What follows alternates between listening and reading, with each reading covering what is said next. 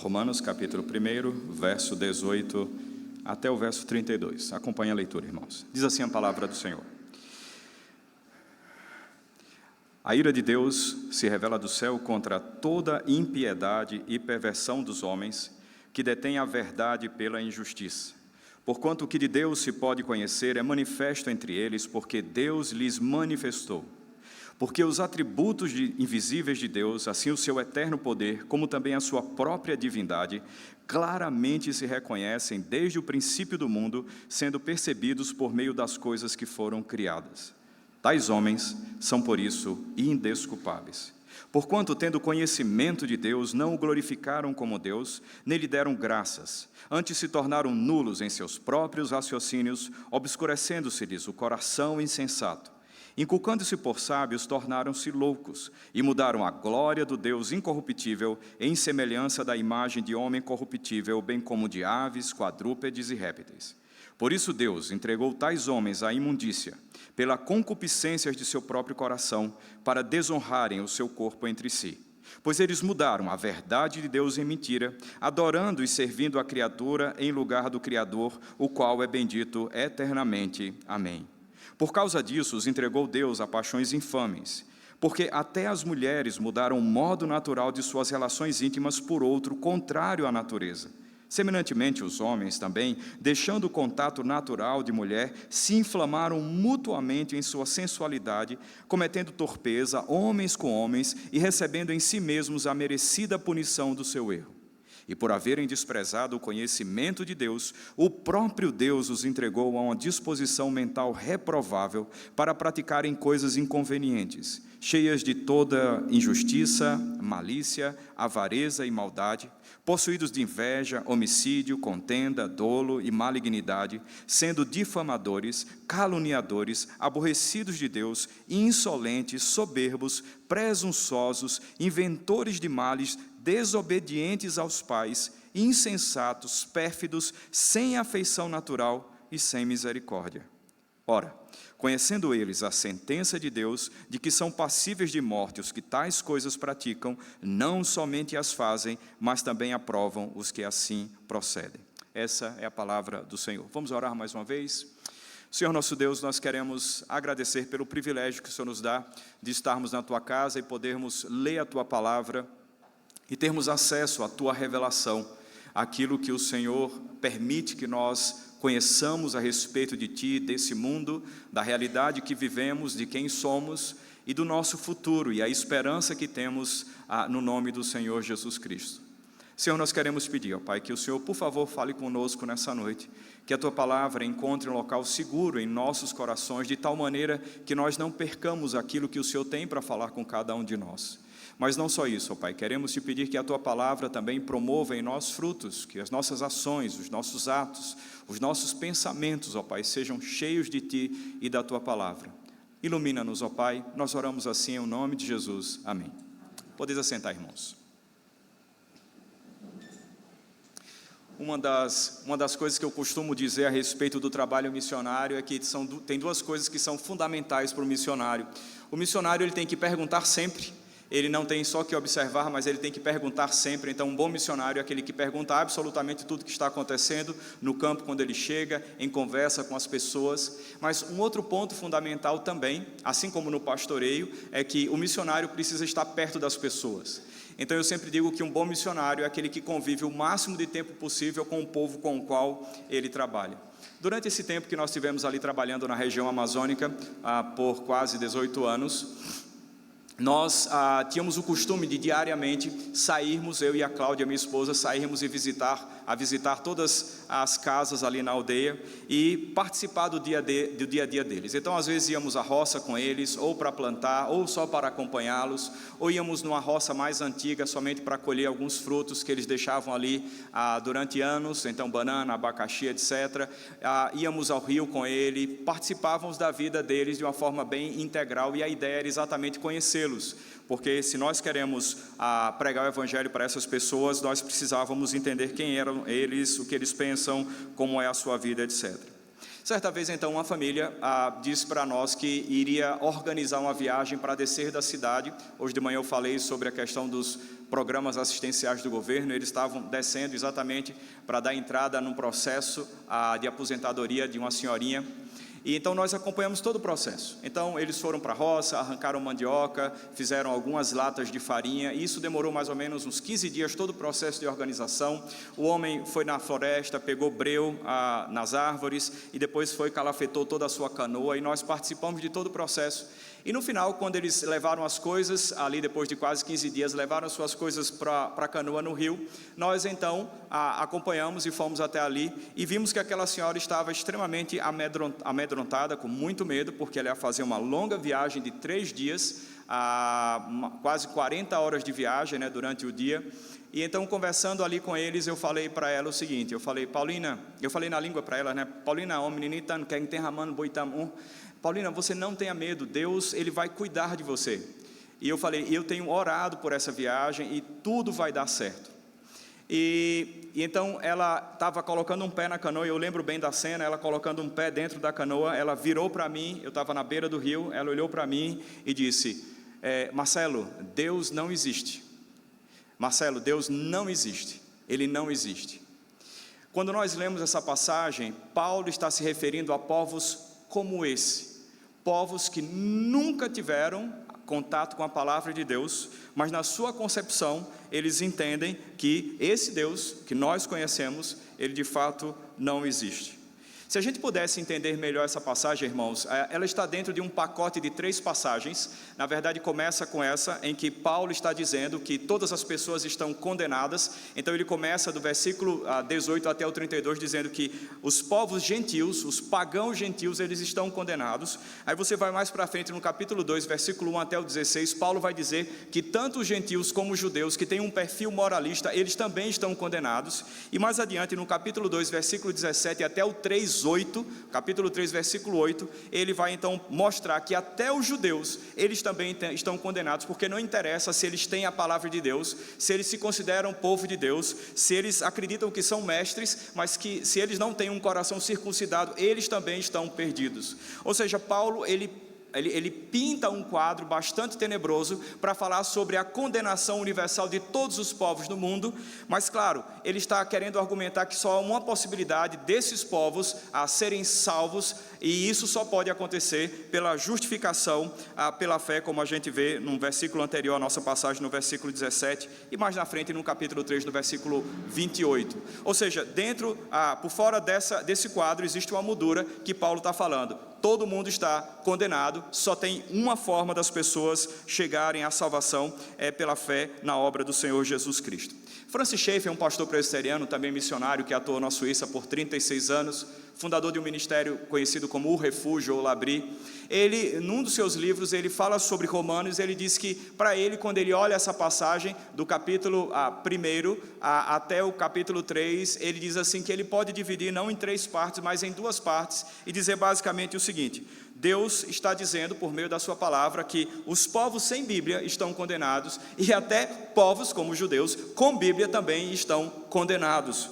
E a ideia então de Paulo aqui é dizer que essas pessoas estão, por assim dizer, atoladas até o pescoço, condenados com seus pecados, e porque não se dobram ao Senhor.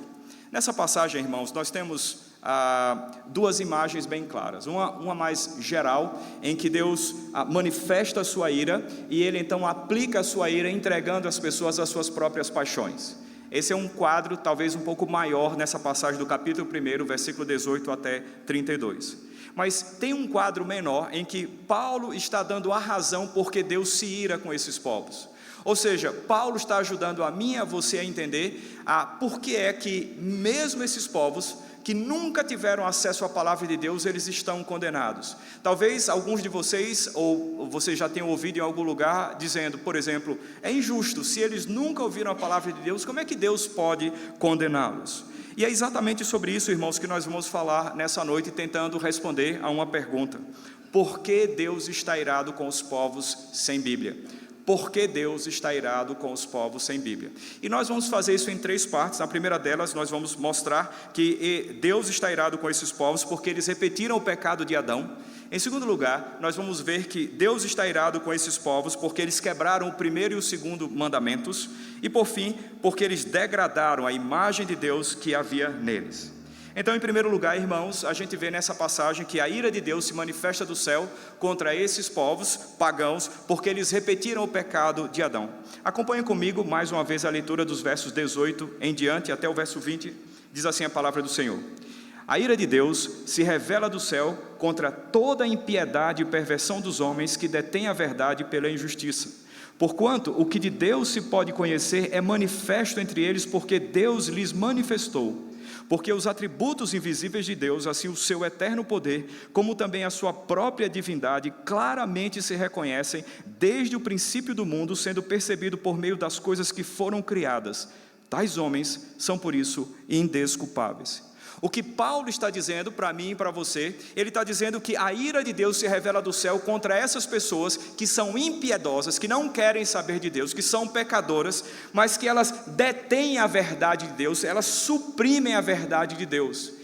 E a gente pode se pensar, mas espera aí, se eles não têm acesso à palavra de Deus, por que Paulo está dizendo que a ira de Deus se revela contra essas pessoas que suprimem? Ou seja, há uma verdade de Deus disponível para elas, há alguma forma de conhecimento de Deus para elas, mesmo sem a palavra, e o que Paulo está dizendo é exatamente isso. Olha, esses povos, eles têm diante deles a criação de Deus, e essa criação está carregada de conhecimento e da verdade de Deus, e essa criação mostra que Deus existe, que Ele é poderoso, os seus atributos, a sua bondade, a sua providência. Deus se revela por meio da sua criação e mostra que existe por detrás dela alguém que a criou, um ser divino, um ser poderoso. Morando na floresta amazônica, uma das coisas que nos chamava a atenção é exatamente a expectativa que os povos têm do ciclo anual dos frutos, da cheia do rio e da seca. No período de cheia, pouco peixe, mas um pouco mais de animal de caça, porque a floresta era inundada em vários pedaços pelo rio, então os locais onde os animais passavam em terra firme, diminui a área, e aí você então tem acesso à caça um pouquinho mais fácil, não é nunca fácil, mas um pouco menos difícil. No período de seca, você tem muito mais condições de pescar, porque os peixes não têm muito para onde ir. Então, determinadas regiões, lagos que tem na beira dos rios, ou aqueles pequenos igarapés, eles já sabem mais ou menos onde vão achar peixe. Mas não só isso, eles esperam também os ciclos dos frutos da floresta. Então, de maneira diferente daquilo que a gente vive na cidade, em que esse ciclo natural da providência de Deus, em que Ele faz com que as árvores deem fruto, os animais procriem, nós simplesmente vamos no supermercado, compramos as frutas, compramos a carne, compramos o frango, compramos o cereal, o grão, absolutamente compramos o que quisermos, nós não estamos preocupados com a providência de Deus. Mas vivendo na floresta, é evidente, você percebe como Deus cuida de absolutamente tudo. Irmãos, quando nós falamos da providência de Deus, Ele não criou o mundo e Ele botou um sistema automático que esse mundo simplesmente funciona com as leis que estão aí disponíveis, mas a palavra de Deus nos diz que o nosso Deus é o Deus da providência, nenhuma folha cai da árvore sem a permissão dEle, tudo acontece debaixo do seu controle. Ou seja, quando nós falamos sobre a providência de Deus, significa que o período de frutos, o período de animais disponíveis, de procriação, de peixes, etc., na floresta, é exatamente porque Deus mantém intencionalmente todas essas coisas. Então é importante que a gente entenda que esse mundo não é uma máquina, que não funciona num sistema próprio, mas Deus opera nesse mundo de maneira providencial. Se nós fôssemos pensar, por exemplo, a respeito da bondade de Deus, então eu via lá, por exemplo, os indígenas comendo diversos frutos. Irmãos, a diversidade na floresta amazônica de frutos é absurda. Tem uma fruta específica de uma árvore chamada sova, meus irmãos, que é uma delícia, uma coisa doce. E convivendo ali com os indígenas, eles falando sobre os frutos. Marcelo, quando dá esse fruto nós gostamos demais. Tem um outro fruto, Marcelo, que parece com genipapo, só que ele é bem preto por fora e dentro é bem vermelho. As crianças amam, e quando tem esse período de fruto, nós vamos para a floresta, coletamos, o sabor dele é próprio, não tem nada igual. Ou seja, o que Paulo está dizendo é que é possível perceber que Deus existe pela sua bondade, os seus atributos, a criação de Deus, o tempo todo está anunciando que Deus existe. Paul Tripp, o reverendo Paul Tripp, que tem vários livros publicados na área de aconselhamento bíblico, e eu quero dizer para vocês, leiam livros de aconselhamento bíblico, ajuda muito na nossa vida e na nossa caminhada. E Paul Tripp, então, nos seus livros, ele fala diversas vezes sobre a criação. E eu lembro algumas vezes ele contando alguns exemplos, como por exemplo, quando você vai comer uma carne, ele falando um bife extremamente suculento, e aí nós brasileiros, né, já pensamos logo no churrasco, né? Então, quando a gente vai comer um churrasco, e Paul Tripp falando sobre isso, então você se delicia, e você então, naquele momento, você precisa pensar e entender que essa comida que você come, ela veio do Senhor, e ela está apontando para Ele. É o Deus de toda bondade, de toda graça, de todo favor que está dando para você.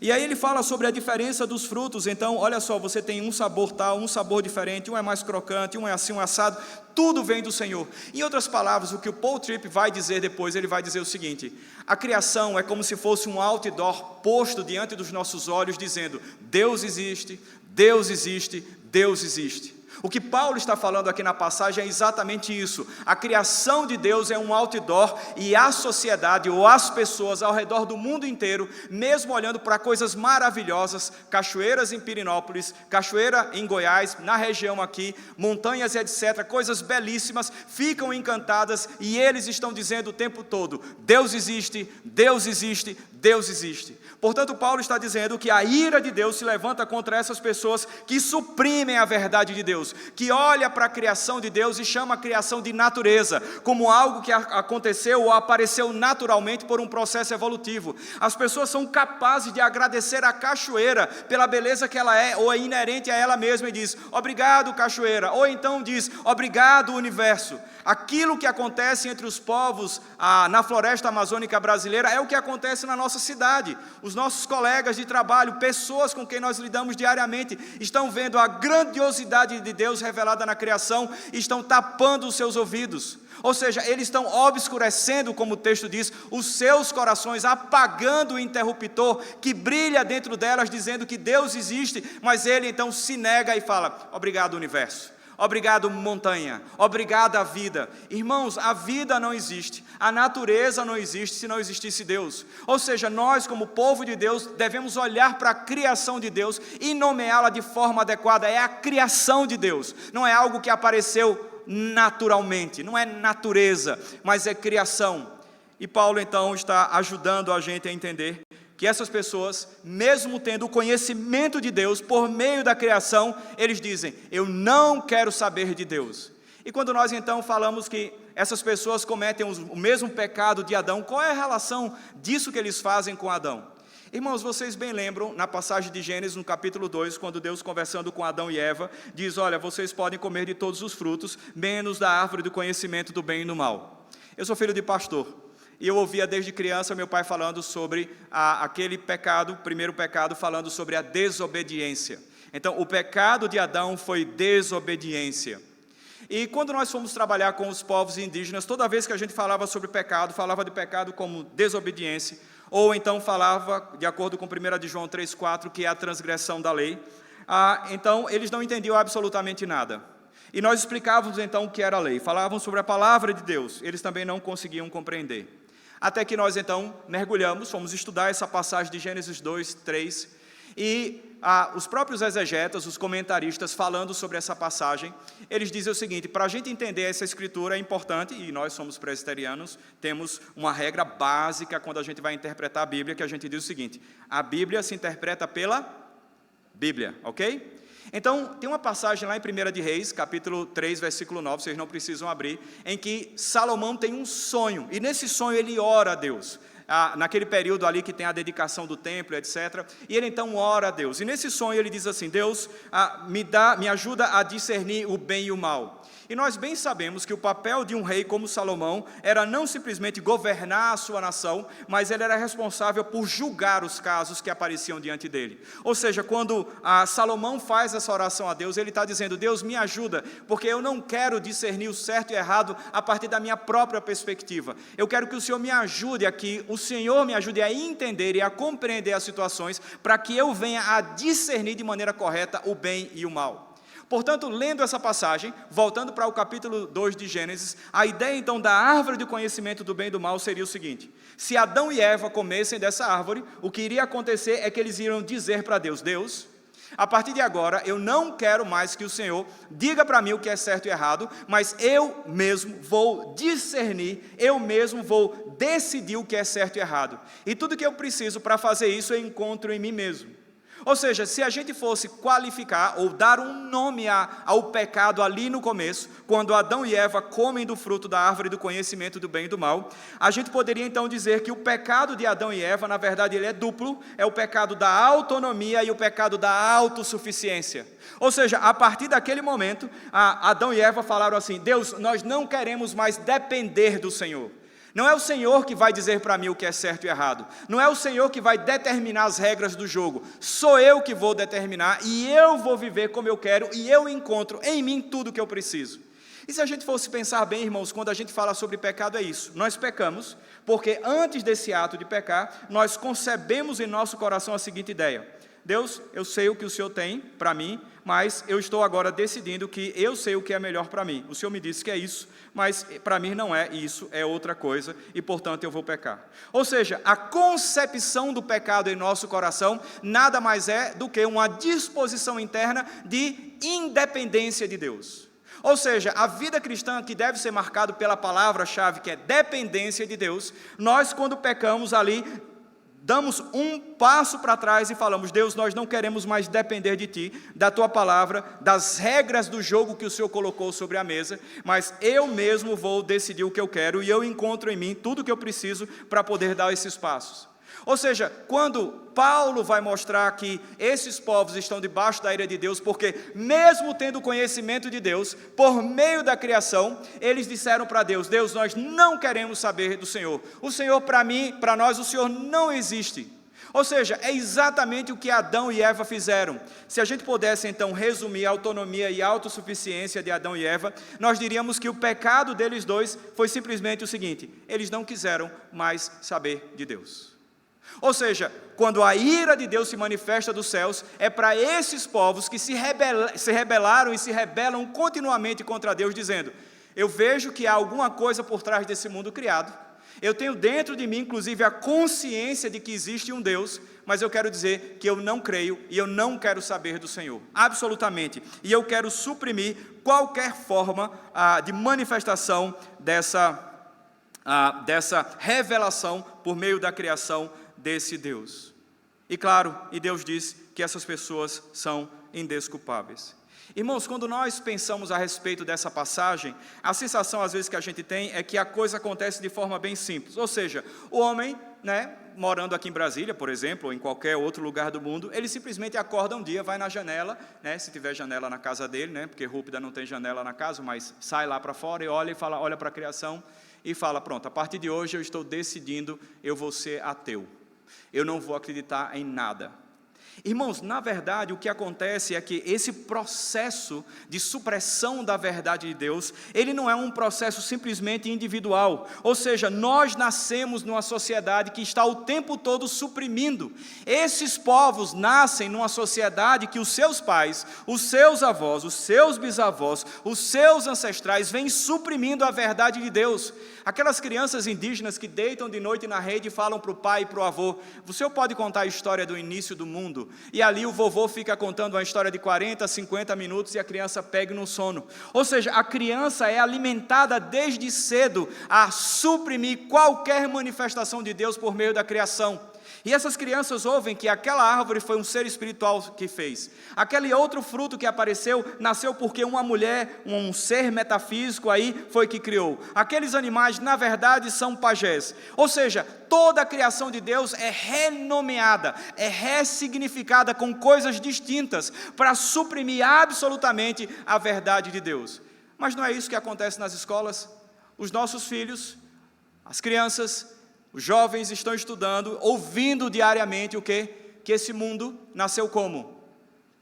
Só tinha energia, só tinha matéria no início de tudo, e aí então teve um cataclisma, e nesse cataclisma então forma-se as primeiras moléculas, e essas moléculas então vão e se transformam em proteína aí por milhões de anos, e essas proteínas então se reconfiguram e aparece a primeira mitocôndria, e depois então aparece o primeiro ser vivo, até chegar à complexidade que somos nós, os seres humanos. Ou seja, um processo evolutivo de milhares e milhares de anos, por acaso, que significa sem propósito algum. Toda vez que ouvimos essa palavra, por acaso, significa com despropósito, ou sem propósito algum. Ou seja, significa que nós temos crescido numa sociedade em que pais, bisavós, avós já vêm ensinando isso para as crianças, dizendo, no final das contas, ou colocando na escola, e ali ela aprende.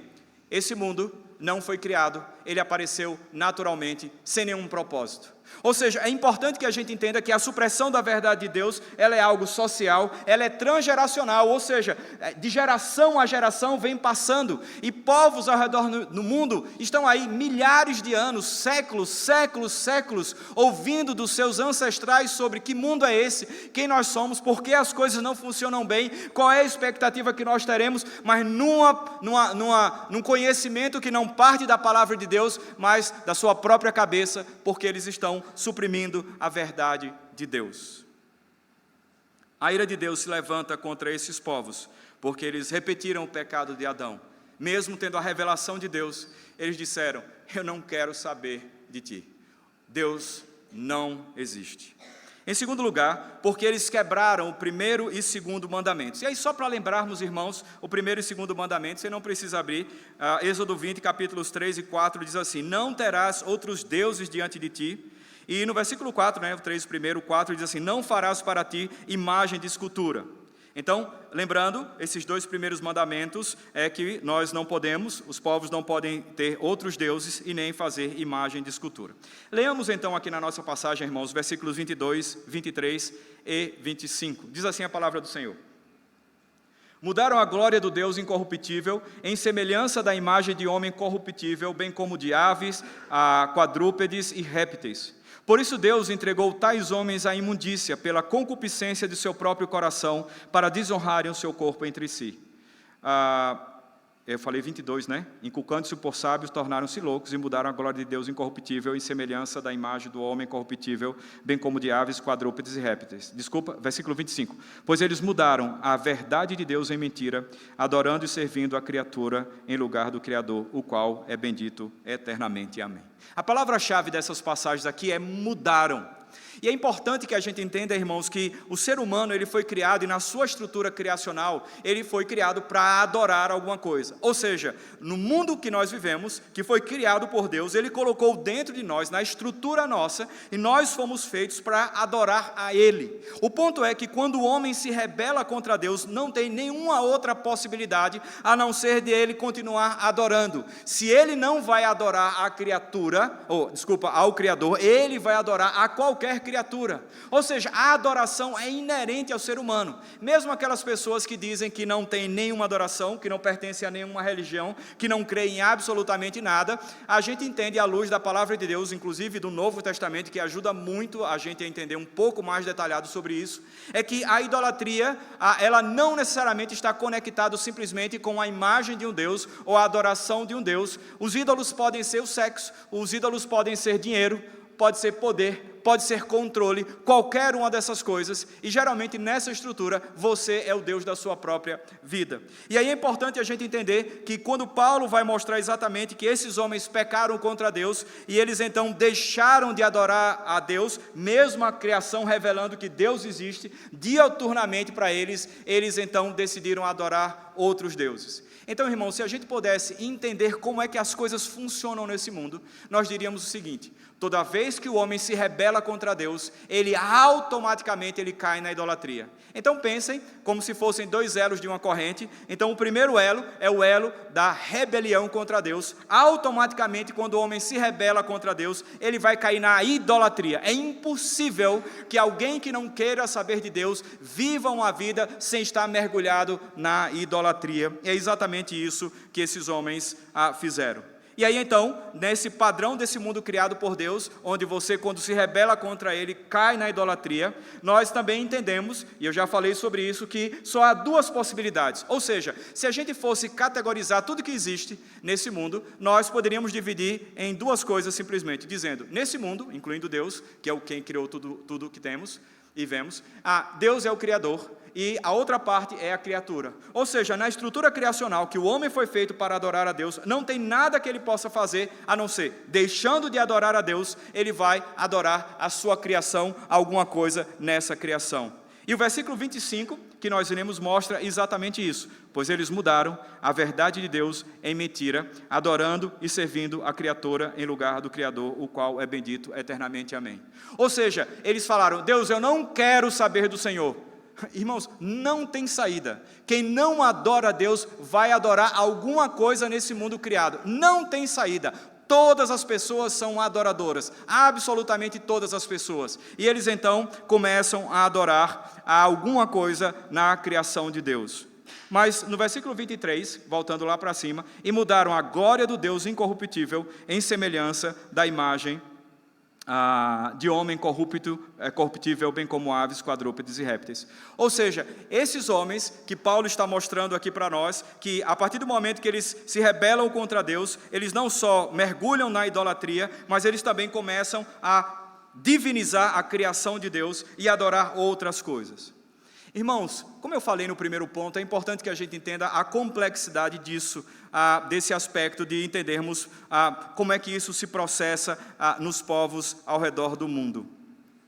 Quando nós falamos sobre idolatria e construção de imagem de outros deuses, a gente sempre olha, e claro, a Bíblia nos ajuda exatamente a gente observar essas coisas, que os povos ao redor do mundo têm muitos deuses. Então, se a gente fosse dar uma olhada, aí pensando aí na nossa mente, no nosso conhecimento prévio, se a gente fosse dar uma olhada e pensar e lembrar, por exemplo, no hinduísmo.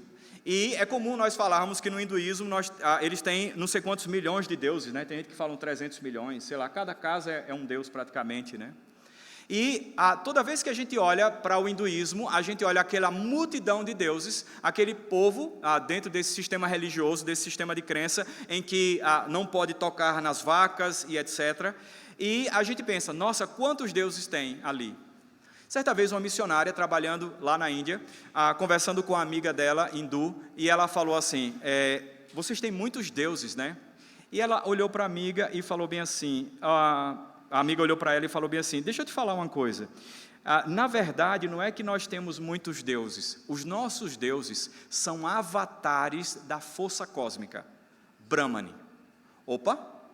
Então, irmãos, quando a gente fala sobre idolatria, a sensação que a gente tem é que esses povos ao redor do mundo têm um sistema bem simplório, ou seja, eles não querem adorar a Deus, mas na sua estrutura precisam adorar alguma coisa, então eles criam uma imagem de escultura e se curvam ali. O que a gente entende no hinduísmo é que, de fato, não está acontecendo isso, não há uma relação de adoração dentro daquele padrão que nós conhecemos. Eles reconhecem que existe uma força muito mais poderosa, uma energia cósmica, e essa energia cósmica, ela se modula, se manifesta nesse mundo de diversas formas, e para cada uma das formas que ela se manifesta, a gente põe uma imagem específica. Então, esse mundo que nós vivemos, ele é bom? Ele é bom. Então tem um ser lá, um Deus, entre aspas, que representa a bondade que existe nesse mundo. Mas esse mundo também é ruim, tem morte, tem doença, tem sofrimento. Nós então criamos um ser lá, todo azul, cheio de braços, com caveiras no seu pescoço, uma cabeça pendurada na mão, espada no outro, sangue, e ele representa o mal que tem nesse mundo. Ou seja, é importante que a gente entenda que a idolatria desses povos ao redor do mundo tem o seu grau de complexidade também. Mas, claro, eu sei que não importa se é mais complexo, se é menos complexo, o que importa é que eles estão condenados. Ou seja, quando eles rejeitam a Deus, eles caem na idolatria e eles cometem o primeiro pecado, né, o pecado contra o primeiro mandamento e contra o segundo mandamento também. Se a gente pudesse pensar, por exemplo, sobre o bezerro de ouro, quando Moisés sobe lá no monte para falar com Deus e demora, e as pessoas começam a ficar inquietas e pedem então para Arão, para resolver esse problema. Arão então recolhe brincos e pulseiras de ouro e faz ali o bezerro de ouro. E a gente pensa, nossa, então o povo de Deus, o povo escolhido por Deus, estava adorando um bezerro de ouro, e ele estava ali se curvando e dançando e fazendo festas ali. Eu sempre ficava me perguntando, mas como é o nome desse Deus aqui do bezerro de ouro? Não tem nenhuma outra referência na Bíblia. É simplesmente, irmãos, bezerro de ouro. Mas é importante que a gente entenda, e aí, claro, compreendendo o contexto que eles vieram no Egito, a ideia do bezerro de ouro está conectado com 2 elementos fundamentais que um bezerro tem. Primeiro deles, capacidade ou potência e fertilidade, ok? Fertilidade, vida. Segundo, é extremamente forte um bezerro, que na verdade nada mais é do que uma representação concreta, mas simbólica, da energia cósmica. Então é importante que a gente entenda, irmãos, que quando a gente fala que esses povos que rejeitam a Deus, eles mergulham na idolatria, o seu sistema idolátrico não é tão simples, mas é complexo. Mas o fato é, seja simples ou seja complexo, eles estão condenados. Na nossa realidade, irmãos, nós temos aquilo que nós conhecemos como ecopanteísmo. Sabe aquilo que nós ouvimos sobre ecologia? A ideia da ecologia é exatamente essa, em que eles olham para a criação e dizem, eu não quero saber de Deus, Deus não existe, e eles então olham para essa criação. Existe um livro de um homem chamado, acho que é Lovelock, e esse livro então, que é a hipótese de Gaia, ele propõe a ideia de que esse mundo é um grande ser vivo, baseado na mitologia grega. Esse mundo é um grande ser vivo, e esse mundo então, nós fazemos parte dele, e nós nesse mundo somos responsáveis pela manutenção dele, ou seja, os seres humanos. Esse ser humano, que não cuidou até então desse mundo, agora já começa a sofrer as consequências, mas nós podemos então sermos os redentores desse mundo. E nesse pensamento então, da ecologia ou do ecopanteísmo, que é um aspecto mais religioso, as pessoas vão por aí abraçando árvores e tentando abraçar baleias também. Não sei se elas vão conseguir um dia, mas o ponto é que essas pessoas entendem que o mundo é só isso, e que essa representação desse mundo é como, por trás dele, desse mundo, que é o planeta Terra, existe uma energia, e nós fazemos parte dessa energia, e podemos nos conectar, e nós precisamos fazer com que esse mundo exista. Então, irmãos, quando nós vemos as pessoas defendendo a ecologia da maneira como defendem, elas também estão dizendo, eu não creio em Deus, mas eu creio que a nossa vida se resume a somente essa casa, o planeta Terra que nós vivemos, e nós precisamos cuidar dela, e a vida se concentra em apenas isso. A ira de Deus se revela contra essas pessoas que quebraram o primeiro e segundo mandamentos, não querendo saber de Deus, não lhe dando graças, nem glorificando o seu nome, mas montam outros sistemas e adoram a outros deuses criados por suas próprias mãos. Em terceiro lugar, a ira de Deus, irmãos, como a gente já vem falando, ela também se revela contra esses povos que degradaram a imagem de Deus estampada nelas. Irmãos, é importante que a gente entenda que a sequência é simples, são 3 partezinhas só. Então, primeiro o homem se rebela contra Deus. Aí depois que ele se rebela contra Deus, ele cai na idolatria. E depois que ele cai na idolatria, ele vai mergulhar na imoralidade.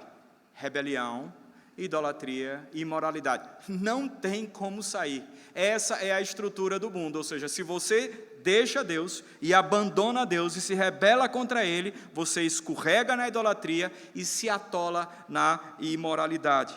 E então, o texto ajuda a gente a entender, nos versículos 24, 26 e 28, Deus dizendo, olha, essas pessoas que se rebelaram contra mim, caíram na idolatria e estão afogadas aí, ou atoladas até o pescoço na imoralidade, essas pessoas são sobre as quais a minha ira se manifesta. Versículo 24 diz assim, por isso Deus entregou tais homens à imundícia pela concupiscência do seu próprio coração, para desonrarem o seu corpo entre si. No versículo 26, diz assim, por causa disso, os entregou Deus a paixões infames. E aí, claro, vai falar porque até as mulheres, os homens mudaram o seu hábito que seria natural. E no versículo 28 diz assim: e por haverem desprezado o conhecimento de Deus, o próprio Deus os entregou a uma disposição mental reprovável. Ou seja, o texto está ajudando a gente a entender que a ira de Deus já se manifesta e se revela do céu contra essas pessoas que mergulharam na imoralidade. Ou seja, elas vivem com seus maus desejos. E aqui é importante a gente entender algo. Irmãos, quando nós falamos sobre imoralidade, nós não estamos falando simplesmente de pecados na área sexual. Imoralidade tem a ver com a perspectiva da depravação total do homem, ou seja, todas as áreas da sua vida estão manchadas pelo pecado, ou seja, a ira de Deus se revela dos céus contra essas pessoas que, por rejeitarem a Deus, mesmo a criação dizendo que Ele existe, elas caíram na idolatria e agora elas estão mergulhadas na imoralidade. Ou seja, Deus olha para essas pessoas que colocam toda a sua essência pecaminosa para fora em seus atos, e aí no versículo 24 fala sobre as concupiscências do seu próprio coração. Ou seja, a ira de Deus se revela contra essas pessoas que têm maus desejos. Eu falei há pouco aqui que o Novo Testamento ajuda muito a gente a entender essa questão da idolatria e também aqui no caso das concupiscências. A palavrinha, irmãos, para concupiscência tem a ver com maus desejos. E o ponto todo é exatamente isso: a ira de Deus se revela do céu contra as pessoas que têm esses desejos contra Deus, que desonram os seus corpos entre si, que se corrompem, seja financeiramente ou qualquer ou de outra forma. Ou seja, a ira de Deus se revela contra essas pessoas. No versículo 26 fala sobre paixões infames, ou seja, são sentimentos que desonram aquilo que Deus fez neles, ou seja, o seu próprio corpo. Então, o Senhor Deus, por meio de Paulo, fala para mim e para você que Deus está irado com essas pessoas que estão atoladas na imoralidade. E não só isso, não só os seus maus desejos, não só as suas paixões que são inflamadas dentro de si, mas também para essa disposição mental reprovada, ou seja, essas pessoas agora vivem com a mente completamente corrompida, e a ira de Deus se revela contra essas pessoas. Na sequência, irmãos, dos versículos 29 a 31, nós temos uma lista, e nós já lemos, uma lista enorme de vários pecados. E o texto está ajudando a entender que Deus se revela do céu contra as pessoas porque elas pecam, e essa quantidade de pecados aqui. John Stott, ele vai separar esses pecados, ele diz assim, olha, se a gente for ler essa passagem, nós temos, a partir do verso 29 até o 31, primeiramente 4 pecados que são gerais, depois 5 pecados que são relacionais, depois 2 pecados que são de calúnia e difamação, em seguida mais 4 pecados sobre orgulho, depois 2 pecados para a criatividade e para o mal, e depois mais 4 pecados que diz respeito a pecados que são mais negativos. E como eu falei no início, Deus se revela a sua ira do céu contra essas pessoas que estão mergulhadas no pecado, e por isso Ele está irado, né, claro, mas é importante que a gente entenda que Deus já entrega essas pessoas às suas paixões. Irmãos, eu sempre tinha uma expectativa de que Deus ia condenar as pessoas no último dia, quando o Senhor Jesus voltar, isso desde pequeno. Mas aqui, lendo essa passagem, estudando essa passagem, o que o texto está dizendo é que Deus entrega essas pessoas já nos dias atuais, já agora, ou seja, Deus já está entregando as pessoas à sua própria imoralidade, ou seja, as pessoas então estão vivendo a imoralidade e Deus está dizendo assim para elas: não é isso que vocês querem? Então eu vou condenar vocês já a partir de agora, deixando que vocês continuem se mergulhando e atolando-se ainda mais na imoralidade. Eu pensava antes, né, assim, olha só, aquele homem corrupto, vivendo uma vida de burguês, tendo absolutamente tudo. E na minha cabeça, então, eu esperava que a condenação de Deus fosse um raio caindo do céu e eliminando aquela pessoa e matando imediatamente. E o texto está dizendo para nós que quando você vê uma pessoa que é perversa, uma pessoa que é imoral, uma pessoa que é corrupta, vivendo dissolutamente a sua vida, nós precisamos olhar na perspectiva de Deus e dizendo: eles já estão experimentando a ira de Deus com essa vida que eles estão vivendo. Ou seja, quanto mais eles mergulham no pecado, mais eu vejo a mão de Deus pesando sobre eles.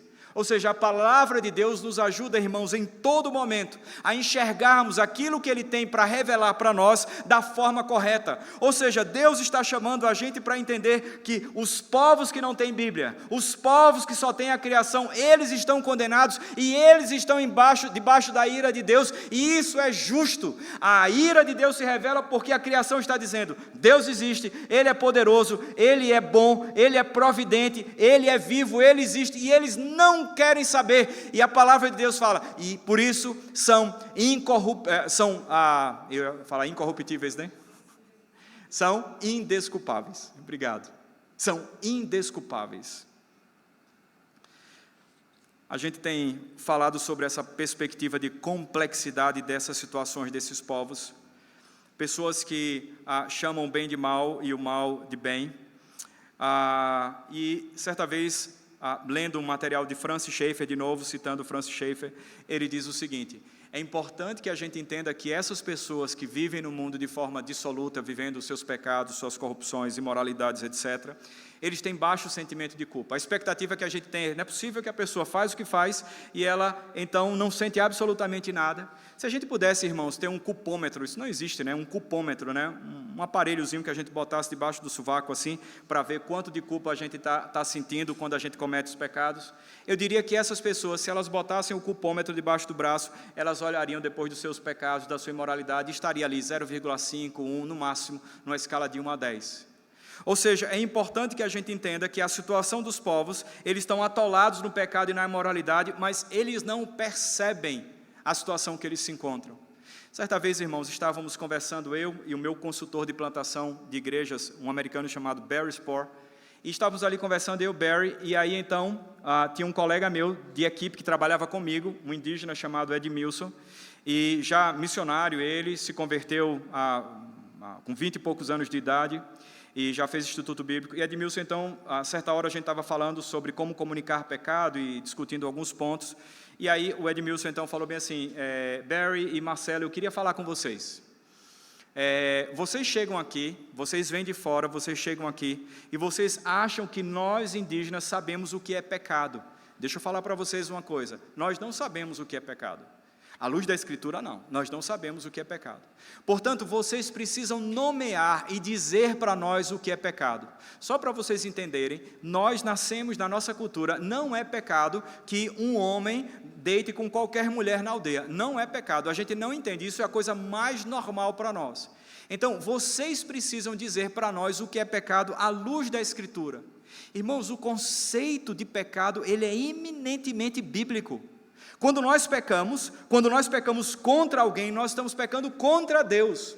Ou seja, quando nós pecamos à luz da palavra de Deus, nós estamos afrontando o próprio Deus. Mas não só isso, a palavra de Deus nomeia o que é pecado. A palavra de Deus diz exatamente o que é pecado. Então você tem lá os 10 mandamentos, nós temos as cartas paulinas, e nós então começamos, à luz da Escritura Sagrada, a entender que aquilo é pecado. Ou seja, é um crime contra Deus. Quando nós pecamos, nós estamos cometendo um crime contra o nosso Criador. E nós estamos ofendendo. Portanto, por exemplo, quando nós fofocamos de alguém, o que está acontecendo ali é que a fofoca não é um pecado contra a pessoa simplesmente, mas ela é contra Deus. Aquela pessoa que foi criada à imagem de Deus, você está denegrindo a sua imagem, e por isso você e eu estamos ofendendo o nosso Criador. Ou seja, o pecado é algo eminentemente bíblico. E nós precisamos contar para essas pessoas que elas estão caminhando no caminho da imoralidade e elas estão condenadas e já estão vivendo essa condenação diante de Deus. Por que Deus está irado com os povos sem Bíblia? Porque repetiram o pecado de Adão, rebelião, porque eles quebraram o primeiro e o segundo mandamentos, idolatria, e por fim, eles degradaram a imagem de Deus neles, mergulhando na imoralidade. Rebelião,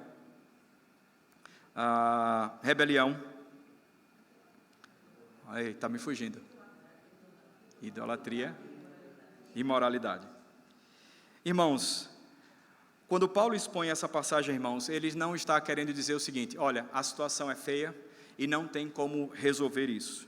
No versículo 16, no capítulo 1, Paulo diz assim, nós estamos terminando, ele diz assim: pois não me envergonho do Evangelho, porque é o poder de Deus para a salvação de todo aquele que crê, primeiro do judeu e também do grego. Mas mais na frente, no versículo 28 do capítulo 3, Paulo, ele diz o seguinte: concluímos, pois, que o homem é justificado pela fé, independentemente das obras da lei. Ou seja, todo esse quadro aqui do capítulo 1 até o capítulo 3, que ele vai dizer que todos os povos estão condenados, estão dentro de uma moldura que fala sobre salvação. Ou seja, essa passagem está mostrando que a ira de Deus é justa, que esses povos estão condenados, mas só tem uma forma dessa situação ser revertida: se eles crerem em Jesus e confiarem na sua obra substitutiva, e não só na sua morte, mas também na ressurreição. Irmãos, eu fico pensando então, e nós, o que é que nós vamos fazer com tudo isso que nós ouvimos aqui nessa noite? Eu acho que Paulo é uma boa referência para nós. No versículo 14 do capítulo 1, Paulo se referindo à igreja ali de Roma, e nós sabemos que essa é a disposição dele para com todos os povos, ele diz assim: pois eu sou devedor tanto a gregos como a bárbaros, tanto a sábios como a ignorantes. Eu creio que o que Deus pode nos ajudar, e nós precisamos despertar para isso, é que o nosso sentimento em relação a essas pessoas, desde Brasília até os confins da terra, é que nós devemos olhar para elas como sendo devedores. Irmãos, deixa eu falar uma coisa para você e também para mim. Quando Deus nos escolheu, Ele não nos escolheu porque nós somos os mais poderosos, os mais bonitos, os mais fortes, mas Ele escolheu porque Ele nos amou. O que eu quero dizer é que não há nenhum mérito em mim e você para que Deus nos escolhesse. Ou seja, é graça de Deus. Quando Paulo fala que ele se sente devedor, ele está dizendo: eu recebi de graça, e eu olho para essas pessoas e eu preciso passar de graça também a mensagem do Evangelho da graça salvadora e transformadora. Ou seja, eu e você precisamos ter esse sentimento de dívida, como também tinha Paulo. Mas não só isso, no versículo 15, Paulo diz o seguinte: por isso, quanto está em mim, estou pronto a anunciar o Evangelho também a vós outros em Roma. Mas veja, irmãos, Paulo ele começa falando da disposição de pregar o Evangelho a Roma, mas ele termina a sua carta no capítulo 15 de Romanos dizendo: por favor, irmãos, me ajudem, me encaminhem, porque eu quero pregar o Evangelho agora lá na Espanha. Essa disposição, essa diligência de Paulo de pregar o Evangelho, nós sabemos que ele era um apóstolo, foi chamado por Deus, mas eu creio que nós também, como Paulo, precisamos ter essa disposição, não só olhar para as pessoas e falando: se não for por mim, por quem será que eles vão ouvir o Evangelho? Segundo, eu preciso ser diligente, ou seja, a minha vida de forma intencional, eu tenho que falar de Jesus para as pessoas. Não é simplesmente esperar que as coisas aconteçam, mas eu e você fomos incumbidos por Deus, é a igreja de Cristo, eu e você, que precisamos pregar o Evangelho. Como ouvirão se não tem quem pregue? Como vão ouvir se nós não formos diligentes naquilo que Deus tem colocado em nossas mãos, que é a missão de pregar o Evangelho às pessoas? Em terceiro lugar, irmãos, no versículo 16 ainda, Paulo fala assim, falando: pois não me envergonho do Evangelho, porque é o poder de Deus para a salvação de todo aquele que crê, primeiro do judeu e também do grego. O ponto que me chama a atenção aqui, irmãos, é que Paulo, ele olha para a palavra de Deus como sendo poder, e ele fala bem assim: eu não me envergonho, a ideia de que eu tenho coragem, a audácia que nós precisamos ter no processo de comunicação do Evangelho. E aí é tão interessante, irmãos, porque, por exemplo, chega no segunda-feira, amanhã, quem trabalha, quem está no seu emprego, ou em qualquer situação, até mesmo no prédio, ou no condomínio onde você mora, ou na casa, o seu vizinho, vai falar: nossa, o final de semana foi ótimo, o final de semana foi maravilhoso, fiz isso, fiz aquilo outro, e você vai olhar para ele e falar: que bom, que bom, e não fala nada. E por que nós não falamos? O final de semana foi ótimo, fui para a casa de Deus, Deus falou comigo, me ajudou, coisas que eu precisava ouvir, eu ouvi, encontrei com meus irmãos, pudemos conversar, matar a saudade, fui alimentado e fortalecido para seguir toda a semana. Mas o que é que nós fazemos? Ficamos com vergonha do Evangelho. Porque o que é que ele vai pensar a respeito de mim? Inclusive agora, nessa sociedade que tem um perfil em que tudo que é ruim está ligado ao cristianismo e ao judaísmo.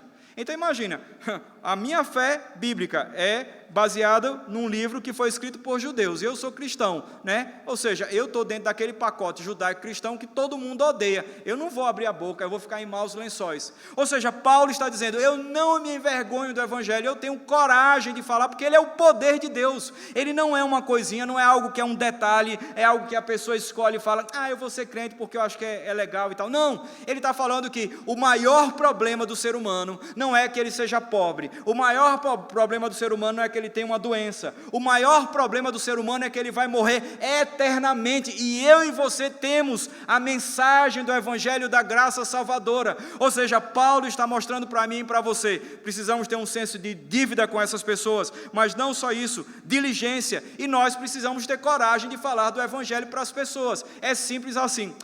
Pastor, mas eu não sei pregar o Evangelho. Irmãos, deixa eu falar uma coisa para vocês, nós precisamos falar de Deus para as pessoas. Talvez você não tenha a oportunidade de falar de tudo do Evangelho, mas comece falando de Deus para as pessoas, comece dizendo, um Deus te abençoe, todo dia que você chegar no seu trabalho ou sair dele, fale com seus amigos. Quando alguém chegar e falar para você sobre algum problema, você fala, eu quero orar por você, que não seja ali, que você fale, eu vou orar por você então na minha casa, e no outro dia você vai dizer, olha, estou orando por você. Ou seja, precisamos dizer para as pessoas que Deus existe, mas que a nossa vida reflita a existência desse Deus por meio dos nossos atos e da nossa fala. Nós precisamos dizer ao mundo, Deus existe, e que você está condenado por esse Deus. A ira dele se revela de forma justa, porque você sabe que ele existe e você não quer, mas eu tenho uma palavra de graça e de favor da parte de Deus, que é a boa notícia do Evangelho. Cristo foi enviado no mundo para resolver o maior problema seu, que era a condenação eterna. Aqui no Brasil, eu falei hoje de manhã, nós temos quase 100 povos que não tem nenhum missionário. E é curioso, porque em vários lugares que eu passo, as pessoas falam bem assim, pastor, se eu fosse mais novo, quem sabe eu iria lá para o campo e dedicaria a minha vida a servir ao Senhor. No campo missionário no qual nós servimos, depois de uns 6 anos que estávamos lá aproximadamente, chegou um casal, ele com 58 anos e ela com 57 anos. E na nossa cabeça, eu fazia parte da diretoria da missão, nós pensávamos, o que é que esses homens vão fazer aqui, nessa idade? Irmãos, o que acontece é que quando eles chegaram ali, a parte da tesouraria da missão melhorou muito, a parte de logística da missão começou a funcionar, e eles, no jeito deles, começaram a pastorear toda a equipe.